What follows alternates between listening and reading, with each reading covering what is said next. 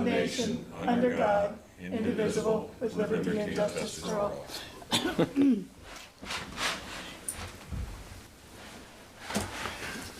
Public comment. Do we have anything on Zoom? All right, we have 3 of our board members on Zoom this morning. Kathy Diotis, Art Isaberger, and Jeff Reese. Meeting minutes review. Madam Chair, I make a motion to approve the minutes for Thursday, August 11. Any second? Second. All in favor? Aye. No extension request. Updates, legislation and legal matters. Amy.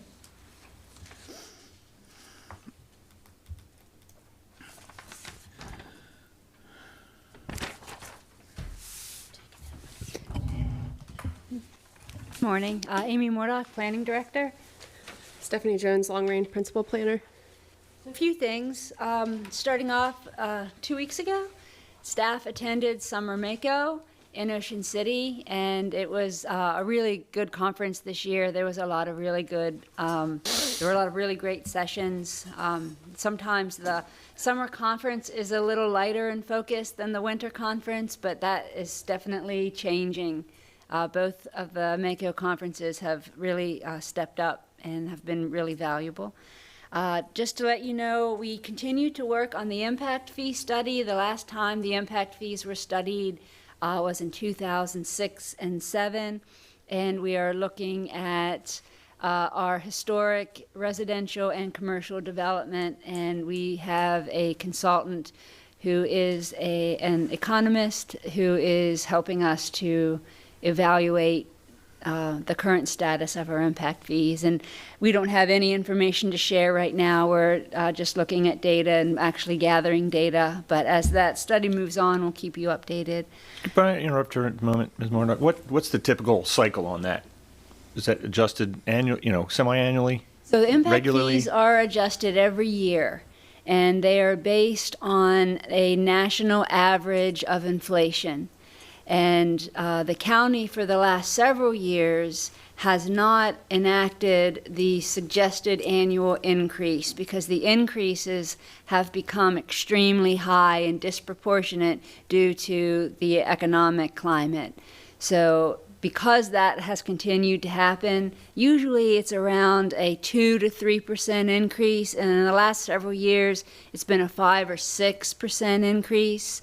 And the county commissioners have the option to hold that percentage increase flat, and they've been doing that.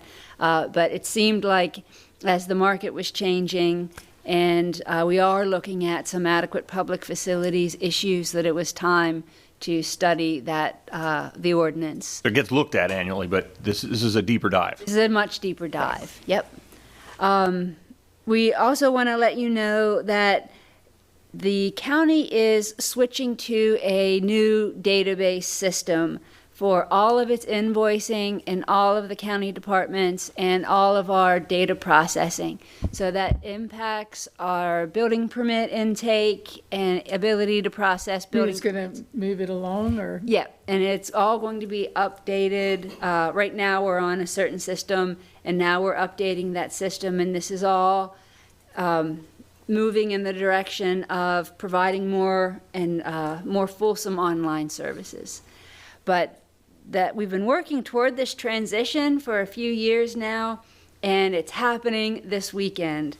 And today, actually, we have to close out our existing system, and tomorrow the new system was being sort of slowly booted into all of the departments. And as a result, there's been a press release that has gone out letting the public know that all of the county agencies, including planning and zoning, won't be able to process applications for building permits or projects or collect any fees.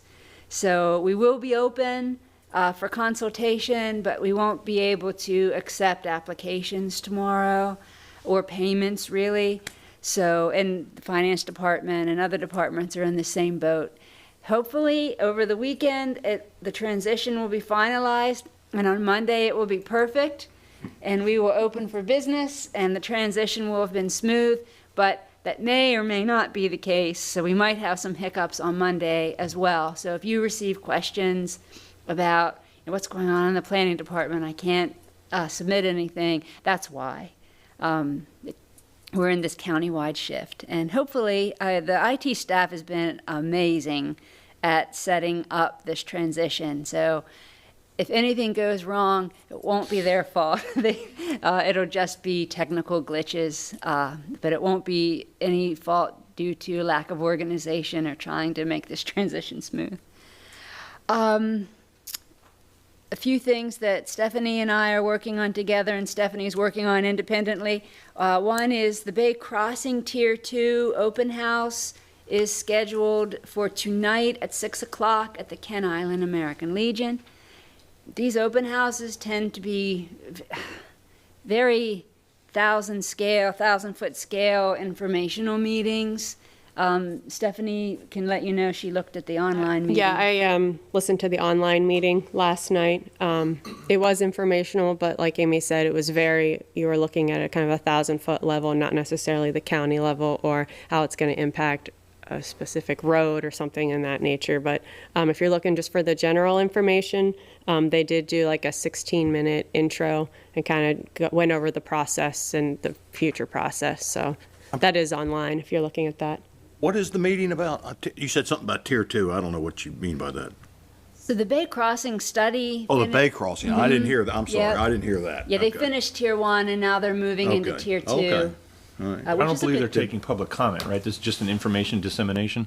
They took questions and they did answer questions. Right, but no formal public comment. Right, is what I'm saying. yeah. I think that might be next That's month, later, yeah. maybe. And where is it again tonight? And what time? It's at the Kent Island American Legion at 6 p.m. Amy, we did hear word that was canceled. Was? Yeah, because we were supposed to film it. It's still on their website. It's interesting. We'll look into it. We heard they moved it because they couldn't do it at the American Legion anymore. I mean, Well, thank you. don't shoot the messenger. I just heard that. No, I appreciate that. No, we received no notice about that at all. We will send you an email update. We'll confirm one way or the other, and we'll email the group. But I would trust Bruce's.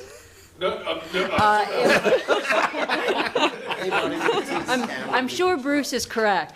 So strike what Stephanie and I just shared with you. But we'll confirm it via email. Stephanie's also been spearheading a collaborative effort with the town of Centerville and the Economic Development Department to kind of collaborate on growth matters between the county and the town. So if you want to. Yeah, we're going to meet with them, I believe, 2 weeks. Yep, the 28th of September. Yep, and they're really looking at how their economic development for the town. I know looking at the comp plan, we're really going to kind of go over the comp plan with them and try to give them some ideas maybe. And I know Heather Chinelli from Economic Development has also been meeting with them. So We had a work session meeting about a last month ago. Yep. And this is an evening meeting with some members of their town council. And finally, the Woodland text amendment. So the Woodlands text amendment, which is to repeal that Woodlands provision, the commissioners tabled it. Basically, what we're going to do is look at when looking at the updated Chapter 14, which is the critical area chapter, finding a consistency there. But they also requested that we basically hold a meeting with all interested parties, and I'm working on organizing that meeting. So just as a heads up. Okay. Oh, and also the text amendment 2202, which was the one for the recreational vehicle parking for the bona fide, for Kent Island Yacht Club. We'll just, that public hearing is scheduled for the 27th of September with the commissioners. So. I have something to mention that may arise in this county, and it's developing right now in Dorchester County.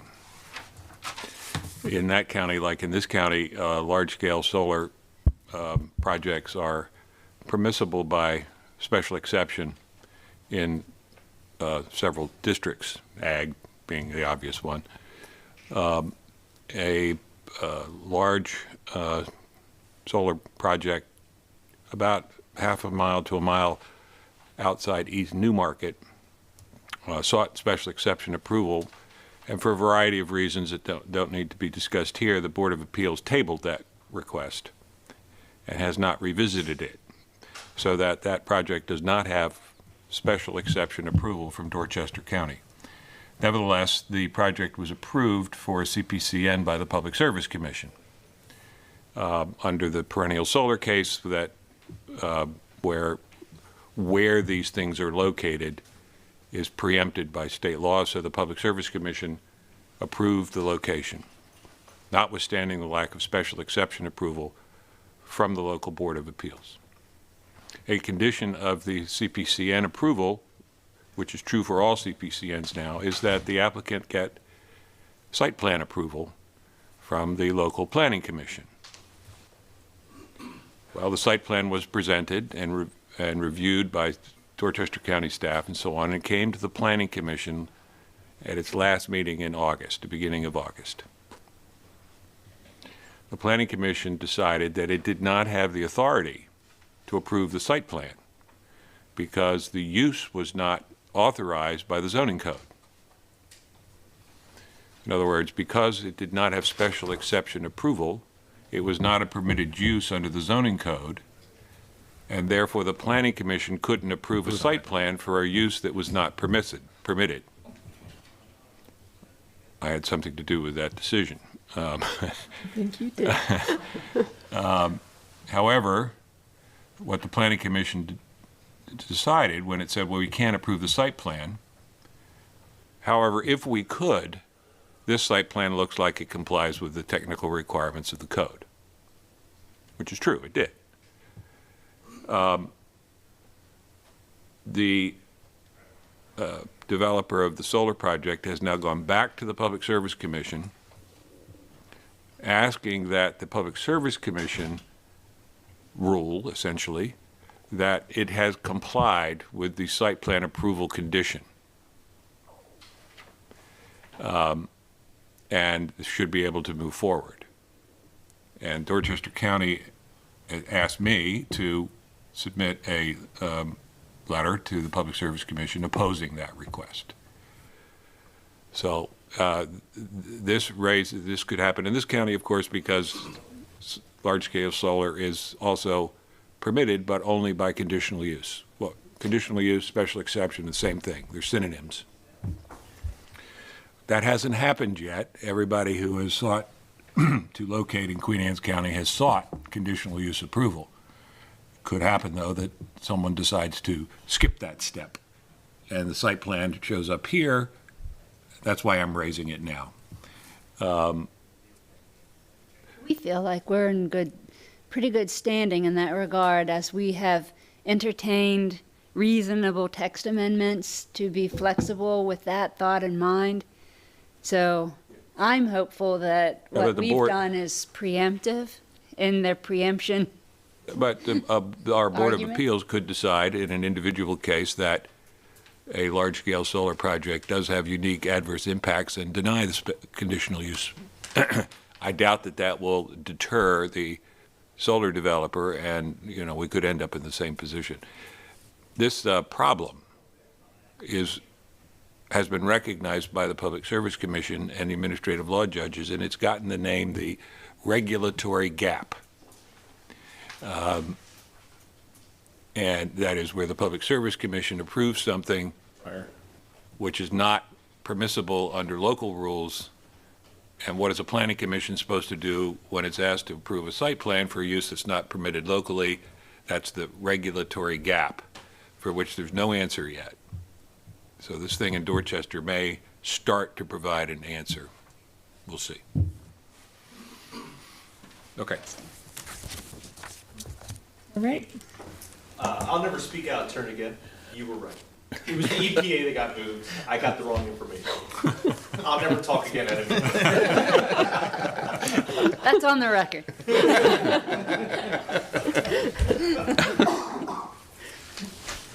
All right, projects, amended major subdivision, Allendale, Steve Johnson, County Planner. Great, Jim, come up.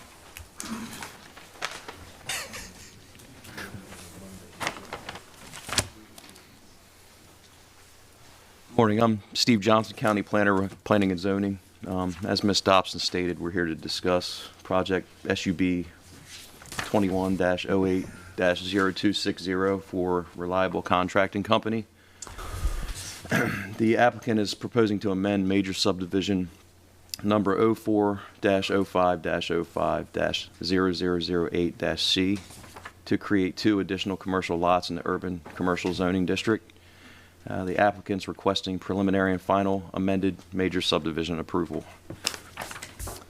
This slide gives you a general location of where the parcel is located. It's located in the western portion of the county in Stevensville. More specifically, tax map 56 parcel 20 totals 12.973 acres, and it's located off of Ellendale Farm Lane. This is directly behind the target. You can see it there at the top right of your screen, and across from the airport there to the left. Property zoned urban commercial in Stevensville Master Plan District. The urban commercial shows up here as red. The SMPD is dark blue. The parcel is located in the Chester-Stevensville growth area. This slide gives you a little history of the project. Ellendale was last seen by this planning commission in July 8th of 2021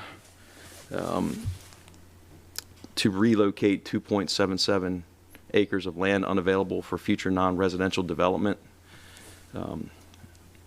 That was done kind of as a prerequisite to this proposal. Here's a look at the proposed subdivision. The green line that you see in the center is the critical area line. Everything to the right or east of that is in critical area RCA designation. Proposed lot 108, it's highlighted in blue on the screen. It showed up a little better on mine, but it's there to the bottom left. Totals 1.035 acres. It will take road access off of what's left of Kent Manor Drive. Lot 109 is highlighted in yellow. Totals 4.411 acres, 0.443 of which are located in the critical area RCA designation. It will take road access off of Thompson Creek Road. Resulting parcel 20 totals 7.527 acres. It's highlighted in fuchsia. And 6.211 acres are located within the critical area. There's a total of 6.654 acres of critical area acreage on the current parcel. There's one remaining development right associated with that acreage, and proposed lot 109 intends to utilize that development right. As a result, the entire area will be deed restricted to satisfy COMAR requirements, and that deed restricted area is shown there in the dark green. That area will only be able to be utilized for landscaping and passive recreation. There are no wetlands, steep slopes, or threatened endangered species on the parcel. It's not located within the floodplain. There are 2.562 acres of woodlands on site, and forest conservation was addressed at the time of the original subdivision.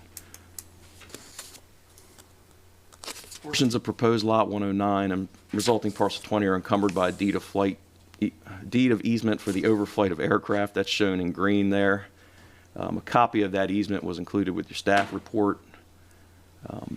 Any future development on these parcels must comply with the design guidelines found in 18.1-22F. Discussion of that was also included in your staff report. This slide is from the Planning Commission rules. In order for the Planning Commission to grant preliminary and final subdivision approval at the same meeting, all 5 of these need to be adequately addressed. The first 4 are addressed by the applicant, which they have with a memo that was attached to your staff report.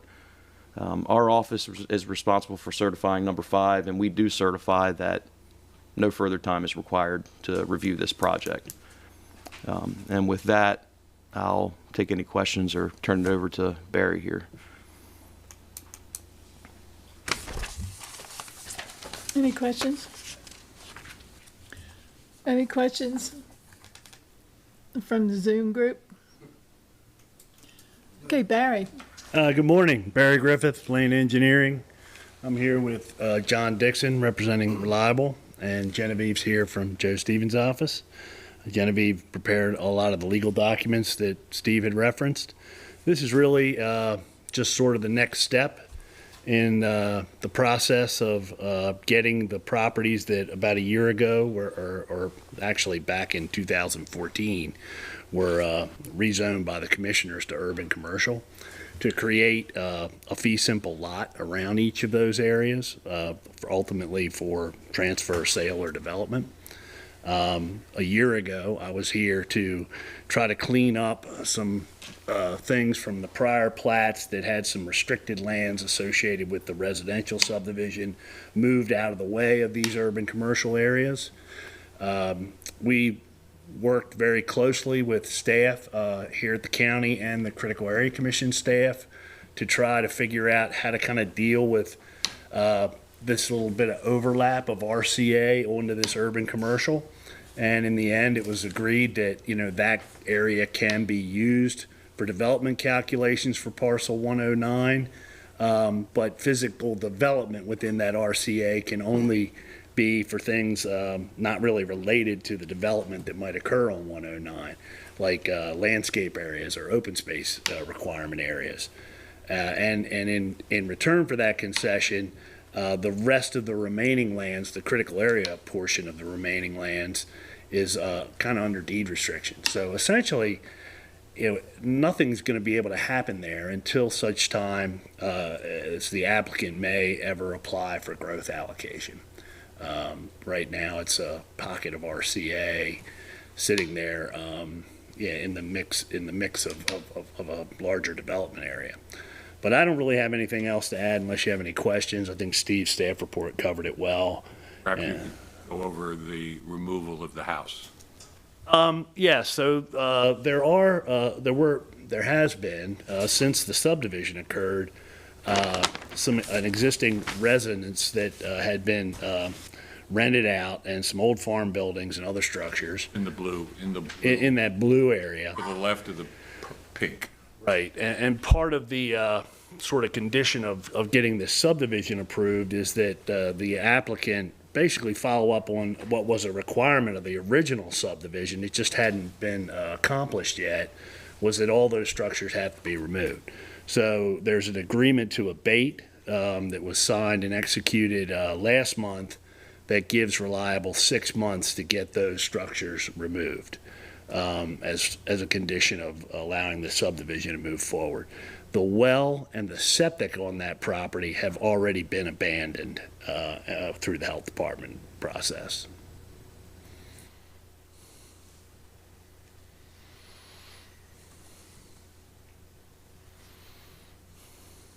Any questions?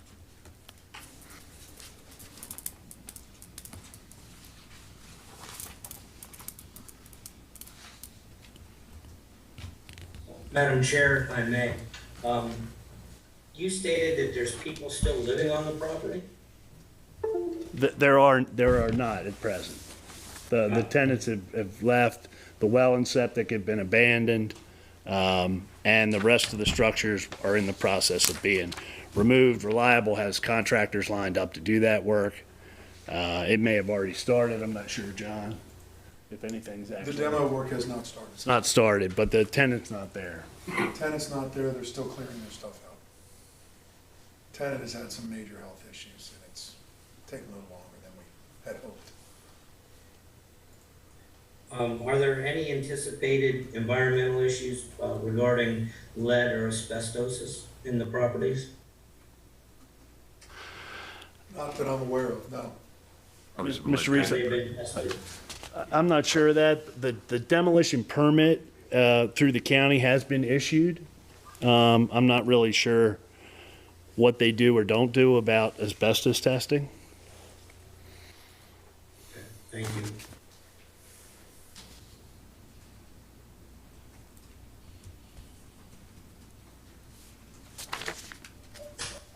Oops, sorry.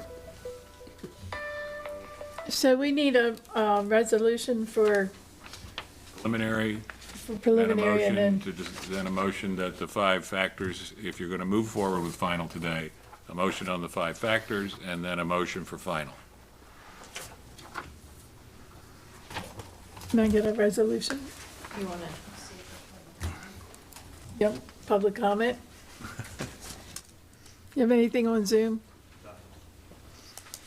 And there doesn't appear to be any here, so can I get a resolution? The 5 factors. I would start with preliminary. The preliminary on page 6. Why don't you do it? So the staff report has it as You first, can do it. Oh, okay. first making the findings that you can do both, and then one motion Okay, for that's fine. preliminary and final, which is also Okay, that's okay. Yeah, I know. That's fine. Yeah. So we can just do the second one, the resolved? Okay, We don't need to do the first one? right. The first of the 5 factors? Yes, you You do have to do that. Okay, all right. Okay, if I may. Sure. Resolved that the Planning Commission makes the following findings based on Article 3, Section 7D of the Planning Commission rules in order for the applicant to receive preliminary and final amended major subdivision approval for Allendale. Number 1, the applicant has demonstrated that the combined preliminary and final approval of this subdivision is in the best interest of the public. Number 2, the applicant has provided adequate reasoning for combined preliminary and final approval. Number 3, the applicant's request for combined preliminary and final approval is not based on any delays or inaction on their part. Number 4, the applicant has adequately notified the public of the proposed subdivision. Number 5, the Department of Planning and Zoning has certified that no further time is required to make any determination required by the Queen Anne's County zoning ordinance. That sounds like a second. Is that a second? Second. All in favor? Aye. Any opposed? Wait, I can't see them. They all approved.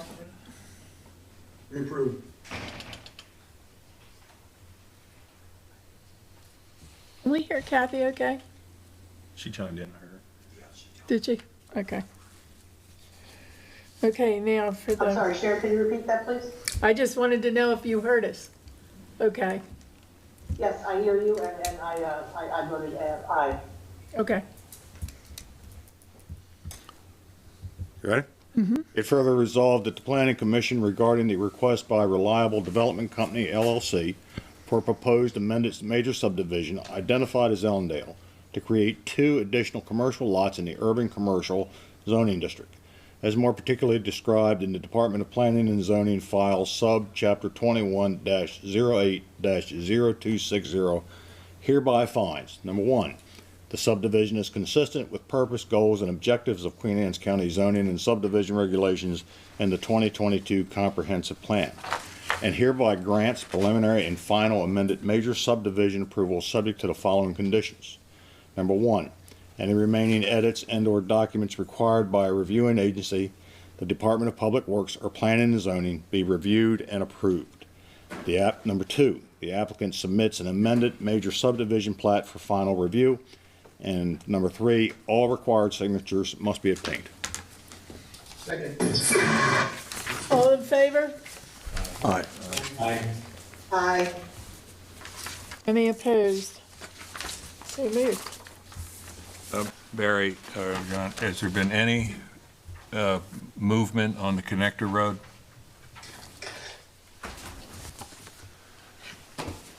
The Key Group, the developers of Bay Bridge Cove, constructed, as you all know, the new route. I guess we should say for the connector road is what's shown in gray between Route 8 and the backside of what is now the Target building, or the Target shopping center. Right.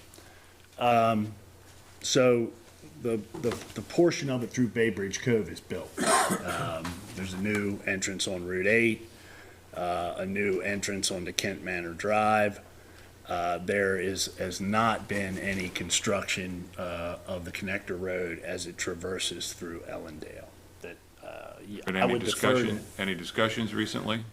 I would defer to Amy in terms of, you know, if they're aware of any ongoing movement there, but nothing that has affected Reliable to date.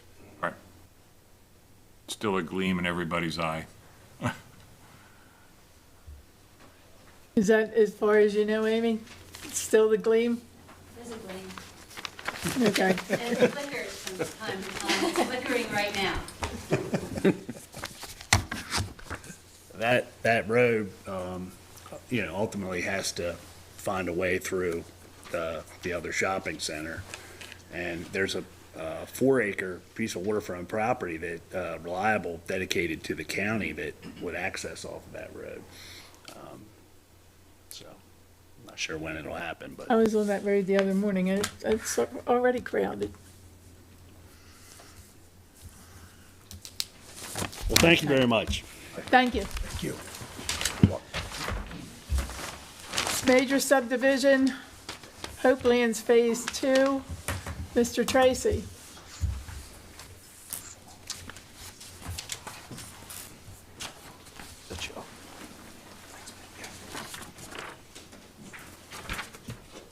Morning. Good morning. Hey, Jack.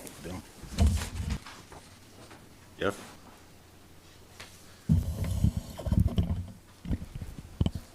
Good morning. My name is Rob Tracy. I'm a long-range senior planner with the Department of Planning. As Mrs. Dobson said, this is Hopelands Phase 2. Rob, you got to speak up. Is that better, Chris? Talking to the mic, because even with my hearing aids, I can't hear you very well, so. I'm rather soft-spoken. Sorry about that. So, as Ms. Dobson said, this is Hopelands Phase 2. This is file number 2007-0186, and this is the applicants proposing to create one new residential lot utilizing the sliding scale subdivision technique, and the applicants requesting both preliminary and final approval. This is the generalized location map showing the location of the project. You can see that it's in the middle of the county. More specifically, this is tax map 45 and parcel 41. Size is about 51 acres, and it takes access off of Hope Road. Below that, you'll see the project history, which is also in your staff report. This map shows environmental and zoning features. It's zoned agriculture. Within the agricultural zoning, sliding scales are permitted use. It's not located within the floodplain or the critical area. Additionally, there's no steep slopes, endangered species habitat on site. On Lot 1, there are non-tidal wetlands and intermittent streams. However, no disturbance is proposed. 13.5 acres of forest protection currently exists on Lot 1. So this is Lot 14, and it's approximately 1.25 acres. The lot meets the standards found in 18.1.14E. There's sufficient net buildable area and open space existing on the developed parcel.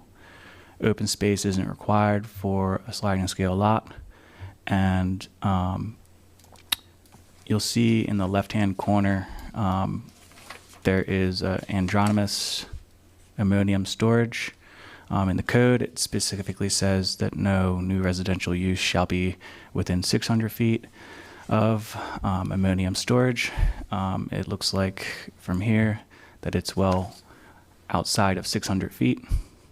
I am going to ask that the Planning Commission consider adding a condition to the approval that the applicant submit plans showing the distance from the storage, just so that it's on the plat that it meets those requirements. So resulting Lot 1, there's an unencumbered area that will be reduced from 1.6 acres to 1.42 acres.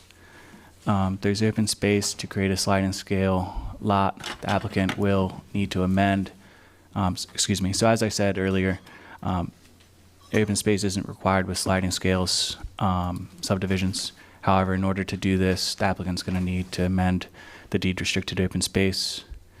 It meets the requirements for open space. 85% overall open space is required. At least 50% on the developed parcel. It meets that. So same as Steve's presentation, these are the findings that you're going to have to do. Same kind of findings are going to be needed to be found here. I'm happy to answer any questions you may have. Otherwise, I can turn it over to the applicant. Why'd you put it in the middle of the field? Excuse me, I guess I shouldn't have jumped right in without being a little more polite to you. I apologize, Chairman. It's quite all right. All right, you know me. Mr. Sylvester. I can let the applicant speak to the. Sorry, I didn't hear. Why'd you put? Well, we have to introduce people. Okay, I'm sorry. All right, go ahead. I'll shut up. I'm Jack Kirby with Kirby and Associates, P.O. Box 27, Centerville, Maryland. Jeffrey Thompson, I'm here representing the Smiths for this application, so. Okay, now, Mr. Now, may I? Sylvester. Yes, Why'd you put it in please. the middle of the field? As you know, most of these agricultural subdivisions are perk driven, and you see on the front left corner of the property is where the perk was gotten. Also, we have the 600-foot restriction from the anhydrous tanks, which I've actually field located those tanks, and the closest distance is actually 780 feet instead of 730. And I provided Rob with a drawing showing that, which would be the revised drawing for the plats that get recorded. So, but Which is the condition that Rob referred to. He'd like to see, we've already done it in We've light of already his done that. comments. Yeah. You guys know what's in those tanks? anhydrous ammoniide, I guess. I don't know what that. Anhydrous ammonia. Yeah. You ever been around it? Sir. Pretty nasty. I would think you'd want to put that house as far away from those tanks as you can, and yet you put it in the middle of the field. It actually was the reason that this was actually the reason that section was adopted in the ordinance. The original second phase, non-contiguous, was going to include, as I remember, 5 lots. And we got into this issue over, and that's when they came up with the 600 feet. It was this very property that resulted in that. Of course, my thought is, how did they determine 600 feet? I understand that. I'm not for rewriting rules in the middle of the process, but I'm telling you, when they did this development on this property to begin with, right next to Nutrien now is the company now. It's had several name changes since those tanks were put in. I thought it was a bad place for a development. This is pretty bad stuff. It's great fertilizer, don't get me and wrong. I've represented some of the people that actually sell that stuff. And it comes in on train cars. And I can assure you that in my opinion, it's a lot more dangerous. Those train cars go through a lot of heavily developed properties with a lot more anhydrous on it than in those tanks. So I warned my client who raised that issue that watch where you go with that, because you've got these train cars with a lot of anhydrous on it. It's a lot more likely in my mind that a car would come off a track than you'd have a leak in a tank. That's just my, Yeah,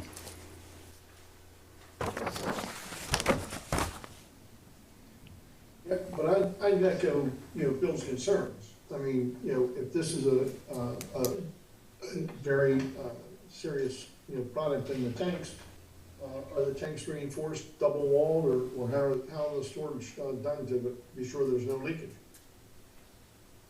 I would think that would be covered by the EPA. I mean, I'm not an expert on those things, and I would think that the staff looked into that when they came up with the 600 feet. I don't think they just arbitrarily picked a 600-foot distance. But I believe, I've been so long out of that part of the business that I believe the tanks are dated and they have a life.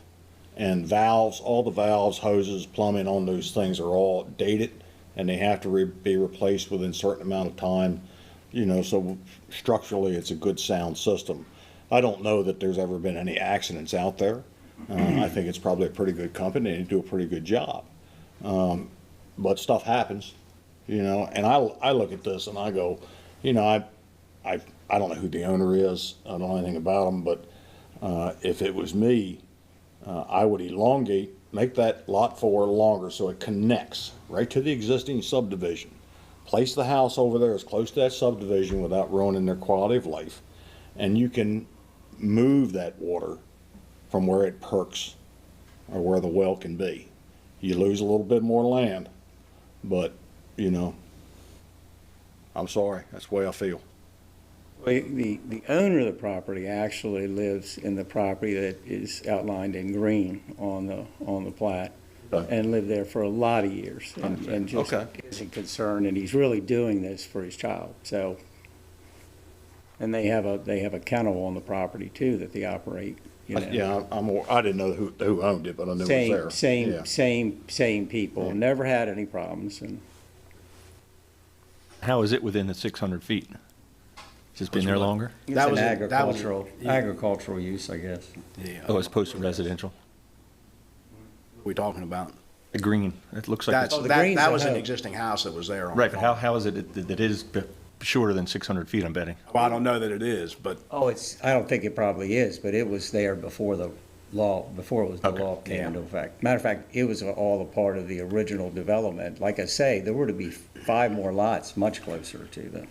And again, because it's park driven, as Mr. Kirby already pointed out. I mean, I would venture a guess that house is probably 600 feet or better from that, because if I'm 800 from that back corner or 780, that's going to probably be pretty close to 600 or more.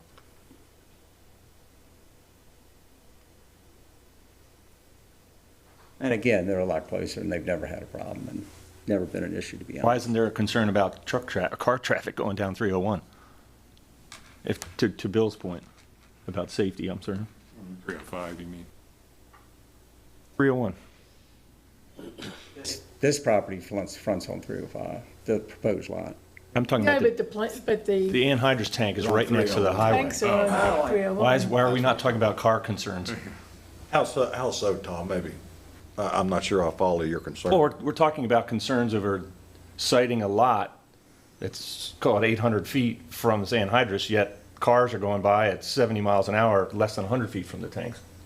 Oh, and it comes in on train tracks. That's what I'm saying. I'm posing the concern to understand Bill's concern a little better. Well, I'm just saying that those train tracks go through a lot of residential areas, a lot closer than 600 feet. And that would be a bigger concern to me, but. Does it leak or blow up? Well, it's under pressure. It's not huge amounts of pressure. I think probably about 100 PSI. But it's, I'm trying to think of the word, hygroscopic. So it can only be in liquid form. It's stored in liquid under pressure. When it hits the atmosphere, it immediately gases off. Right. And it's immediately hygroscopic. So if you get it on, I've had it on me, it burns you. It'll take your skin off. It'll kill you because it is the most intense ammonia smell you will ever experience. You will kill somebody and get away from it. So the question is it all gas that comes out? Or It's does it blow up? Does it? Well, I don't think it's going to blow up ever. I think that what you'll have is a leak. You may have what's happened. We used to be in the business. What happens is that you have a hose break and there's safety valves within those lines. So if the flow gets too high, it's spring loaded. It's supposed to shut the flow off. And but springs are man-made. Valves don't get changed. Even though they're dated. Oh, excuse me. So that safety, that check valve may not work, and so you have an ongoing leak that you've got to have very specialized equipment to get to. Now, Nutrien, I suspect,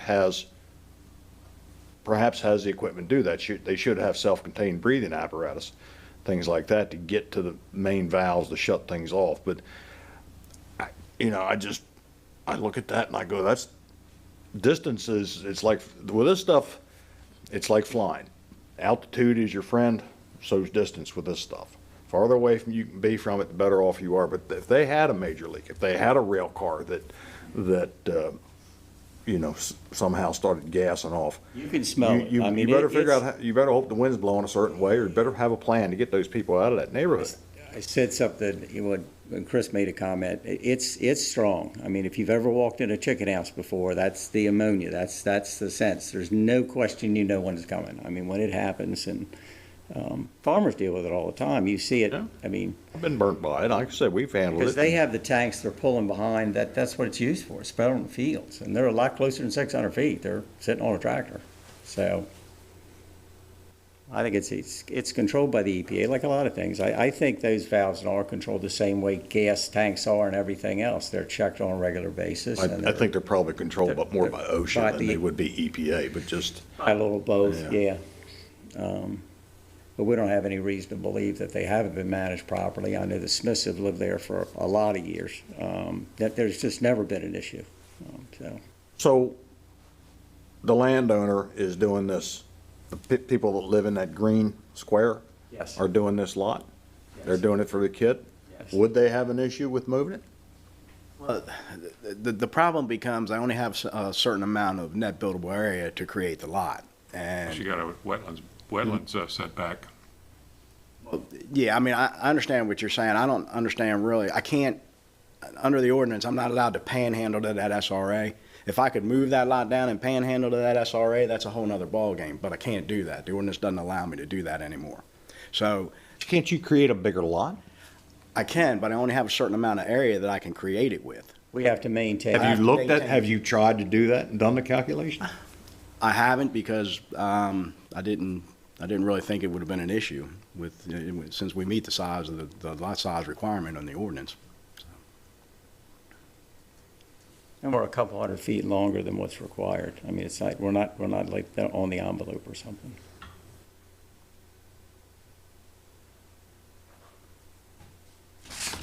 Okay. Okay. Do we get a resolution? Public comment. What would I do with that to share? Anything? No public comment. Can I ask one more question? Sure. And this lot is going to a family member? That was the original intent, so. What does that mean?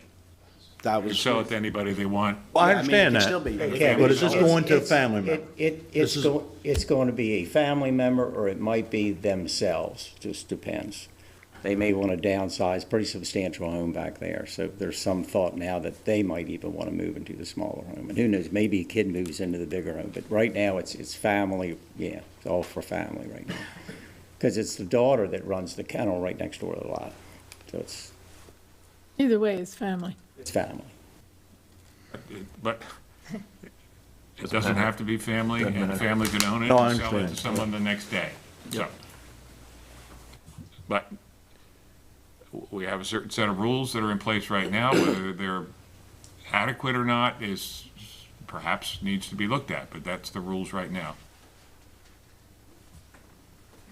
I guess his 600 feet was picked because that's the setback for chicken houses. Probably why 600 feet was used. Wag. I doubt that it was highly scientifically based. You have a resolution? Madam Chair, this is Kathy Diotis. Can you hear me? Yes, Kathy. Okay. I'm just noting that I see the planning staff would be supportive of granting this, so I'm going to go ahead and say be it resolved that the Planning Commission makes the following findings based on Article 3, Section 7D of the Planning Commission rules in order for the applicant to receive preliminary and final major subdivision approval for Woodlands Phase 2. Number 1, the applicant has demonstrated that combined preliminary and final approval of this subdivision is in the best interest of the public. 2, the applicant has provided adequate reasoning for combined preliminary and final approval. 3, the applicant's request for combined preliminary and final approval is not based on any delays or inaction on their part. Number 4, the applicant has adequately notified the public of the proposed subdivision. Number 5, the Department of Planning and Zoning has certified that no further time is required to make any determination required by the Queen Anne's County zoning ordinance. And be it resolved that the planning commission, I'm sorry. So that would be the resolution, the first one, I guess. Second. Any questions? All in favor? Any opposed? Aye. Any opposed? So moved. Go ahead, Kathy. I'd like to make one, can I make a comment? Wait a minute, we have a comment. I would suggest you go back and do that calculation. And if it is going to a family member, they shouldn't have an issue with it, making that lot a little longer and moving that house a little farther away just for safety. These people, I don't think, understand what's next to them.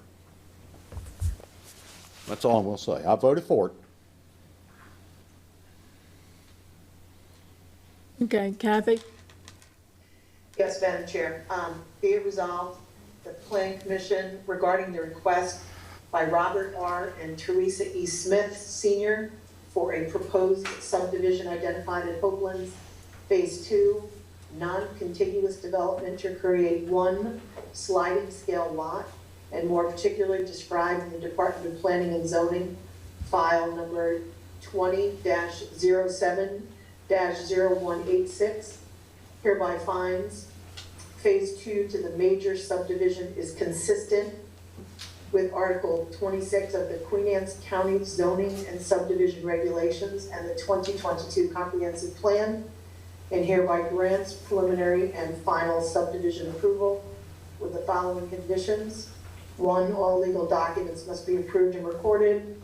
2, any remaining edits and/or documents required by a reviewing agency, the Department of Public Works or Planning and Zoning, be reviewed and approved.